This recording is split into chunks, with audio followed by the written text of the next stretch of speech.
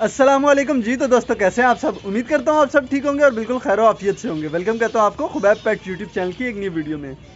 आज मैं diamond doves को सेपरेट केज में शिफ्ट करने वाला हूँ। मेरे पास एक केज है, 3 पोर्शन वुड का केज मैंने खुद बनाया था। उसमें मैंने 3 पेयर पेंगुइन के रखे हुए, आप लोगों को पहले भी दिखाए हैं। तो वो पेंगुइन का पेयर काफ़ी ज़्यादा डिस्टर्ब चल रहे हैं, ब्रीड नहीं कर रहे। वजह क्या है कि जब से मास्टर केज में काम शुरू हुआ है तो वो वाला केज है बहुत ज़्यादा डिस्टर्ब हो रहा है। कभी मैं उसको नीचे रखता हूँ ज़मीन पर, तो कभी दीवार पर लटका देता हूँ, कभी एक जगह से दूसरी जगह शिफ्ट करता रहता हूँ, जिस वजह से पेंगुइन ब्रीड नहीं कर रही।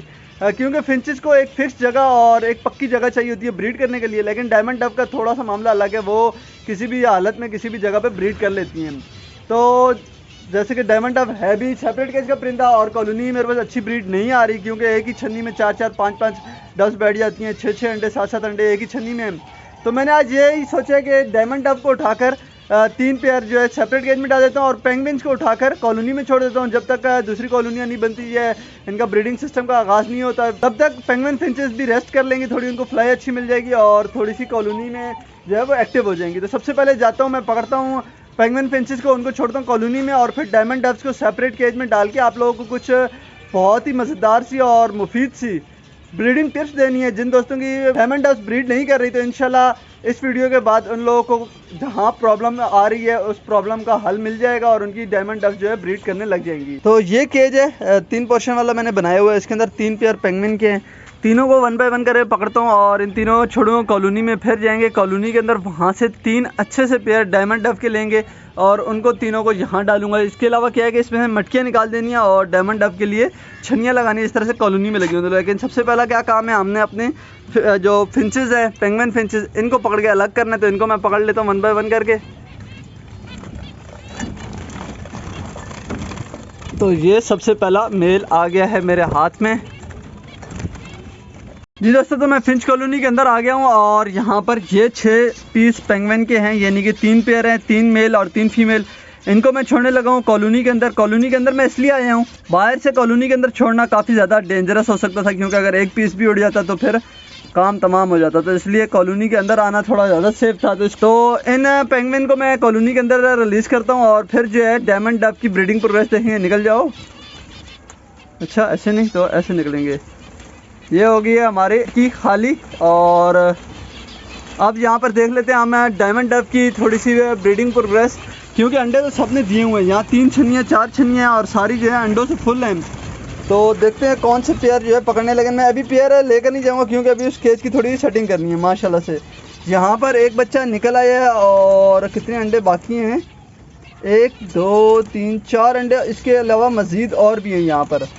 तो ये सूरत हाल है, इस वजह से मैं जो है ना डायमंड डव्स को अलग कर रहा हूँ। यहाँ पर अगर हम देखें तो यहाँ पर भी एक बच्चा, बिल्कुल एक बच्चा आ चुका है। और इसके अलावा क्या सूरत हाल है कि 4 अंडे इसके अंदर भी मज़ीद पड़े हैं। यहाँ पर क्या है, यहाँ पर भी 3 अंडे, 4 अंडे मज़ीद और पड़े हैं।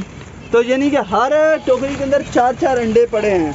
इस वजह से मैं डायमंड डव्स को जो है शिफ्ट करना चाह रहा हूँ। तो अभी मैं पहले उस केज की सेटिंग कर लेता हूँ। उसके लिए क्या है कि मेरे को यहाँ से 3 टोकरियाँ उतारनी पड़ेंगी और जो बच्चे हैं उनको मैं शिफ्ट कर देता हूँ एक ही टोकरी में। और इसके अलावा अंडे चेक करता हूँ कि अंडों में क्या सूरत हाल है। अगर अंडों में बच्चे बन रहे हैं तो फिर एक टोकरी कम होगी, क्योंकि मेरे पास टोटल 4 टोकरी हैं और अभी मुझे 3 टोकरियों की ज़रूरत है सेपरेट करने के लिए।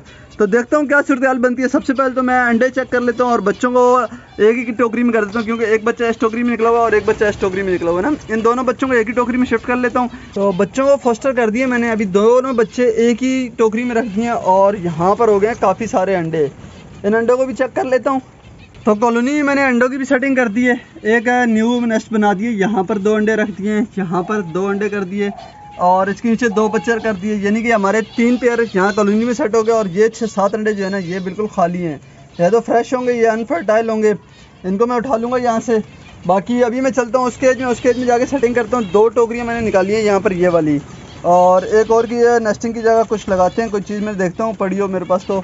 और फिर जो है उस केज की सेटिंग करने के बाद 3 पेयर डायमंड डव के कॉलोनी से निकाल कर मैं डालूँगा और वहाँ पर आप लोगों को फिर कुछ मुफीद ब्रीडिंग टिप्स बताता हूँ डायमंड डब की, जिससे आप लोगों की डब भी इंशाल्लाह ब्रीड करने लग जाएंगी। ओके, तो बारी है अब केज को सेट करने की, और केज को सेट करने के लिए इसके सामने वाली जाली खोलनी पड़ेगी, क्योंकि इसके दरवाजे मैंने काफ़ी छोटे रखे थे जानबूझ के खुद ही, ताकि परिंदा वगैरह निकले ना बाहर दाना पानी करते हुए। तो इसके लिए जो है ना, मेरे को जब भी कोई चीज़ चेंज करनी होती है तो इसके लिए मेरे को सामने वाली जाली खोलनी पड़ती है। तो मैं जब सामने वाली जाली खोल लेता हूँ सारी लकड़ियाँ हटा के, और फिर आप लोगों को दिखाता हूँ किस तरह से इसकी सेटिंग करनी है।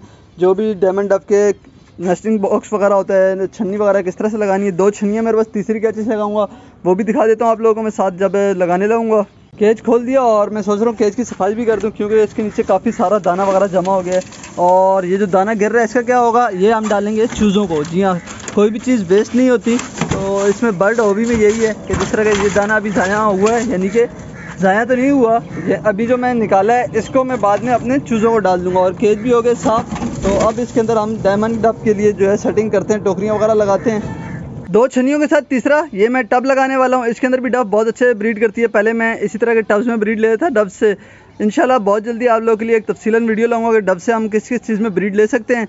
तो अभी इसको मैं केज के अंदर फिक्स कर लेता हूँ। जी दोस्तों, केज एक बार फिर से सेट हो चुका है, टोकरियाँ ही मैंने लगा दी हैं और इनमें नेस्टिंग मटीरियल भी डाल दिया। एक टोकरी हमारी यहाँ पे, दूसरी यहाँ पे और तीसरा टब यहाँ पर लगाया है मैंने। इनमें मैंने डाला है नारियल के छिलके और सूखा हुआ लूसन नेस्टिंग मटीरियल के तौर पे। अब इसके अंदर मैं छोड़ता हूँ डायमंड डब्स। चलते हैं फिंच कॉलोनी में और जाकर वहाँ से डायमंड डब निकाल कर लाता हूँ। एक बार फिर से कॉलोनी के अंदर आ गया हूँ और यहाँ पर मैं कौन सा वाली डब पकड़ने वाला हूँ, ये वाली तो बिल्कुल भी नहीं, क्योंकि ऑलरेडी इनके साथ बच्चे हैं और ये अपने छन्नी में बैठी हुई हैं। मैं पकड़ूंगा वाइट वाली ओपल डब जो मेरे पास है। एक ये पीस और एक पीस ये है, और एक इस तरह से यहाँ ऊपर कहीं ये छन्नी में बैठी हुई, यानी कि ये 3 फीमेल हैं। और इन्हें मेल कौन सा लगाता हूँ ये देखता हूँ। सबसे पहले मैं फीमेल पकड़ लेता हूँ यहाँ पर। जी दोस्तों, ये 3 पेयर मैंने पकड़े हैं यहाँ पर। सिल्वर के वाइट टेल के 3 मेल हैं और ओपल के 3 फीमेल हैं। इनको जाकर छोड़ते हैं केज में पेयर बाय पेयर करके। तीनों पेयर आ गए अपनी असल जगह पर, यानी कि सेपरेट केज में। 3 पेयर अब मैंने डब के कर लिए हैं। देखते हैं इंशाल्लाह अब तक कितने दिनों में ब्रीड करते हैं। थोड़ी सी बात है जो डायमंड डब की ब्रीडिंग के हवाले से, तो डायमंड डब की ब्रीडिंग में 2 से 3 चीज़ें जो है ना बहुत ज़्यादा ज़रूरी होती हैं, बहुत ही ज़्यादा लाजमी होती हैं।